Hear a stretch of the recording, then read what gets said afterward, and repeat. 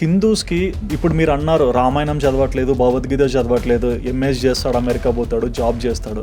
మనకెందుకు మన వేదాలు మంత్రాలు వీటి గురించి ఒక్క బుక్ కానీ ఏమన్నా స్కూల్స్ కానీ కట్టించట్లేదు? అబ్రాడ్ దేనికి వెళ్తారు? చదువుకొని ఒక ఉద్యోగం ఏం చదువుతారు? లైక్ ఎంఎస్ ఎట్లా వెళ్తారు, ఎంబీఏ వెళ్తుంటారు, ఇంజనీరింగ్, కంప్యూటర్స్. వేదం చదవడానికి ఎవరు సిద్ధపడ్డారు?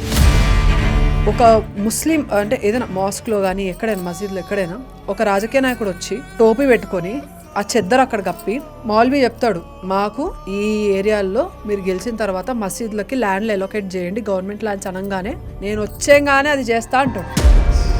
ఏ హిందూ అయినా కూడా నేను నీకు ఓట్ వేయాలి అని అంటే నా గుళ్ళని ఫ్రీ చేయి, free Hindu temples from government control. ఎవడైనా అడిగాడా? ఏ నా కొడుకు అడిగాడు చూపియానే?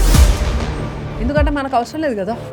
If you are not asking for it, who is the politician to come and give you what you don't want? నీకే అవసరం లేదు నీ ధర్మము. నీకు కావాల్సిన 500 రూపాయల నోట్ చిల్లర బిచ్చం పడేసినట్టు పడేసి పోతున్నాడు. నువ్వు పోయి అయ్యో నా కష్టాలు తీరలేదు, నేను ఇల్లు కట్టుకోలేకపోతున్నాను, లేకపోతే ఇది దేవుడా అని హుండీలో డబ్బులు వేసి ఆ డబ్బులు కూడా తీసుకొని పోయి ఫండింగ్ ఇస్తున్నాడు పక్క రిలీజియస్కి.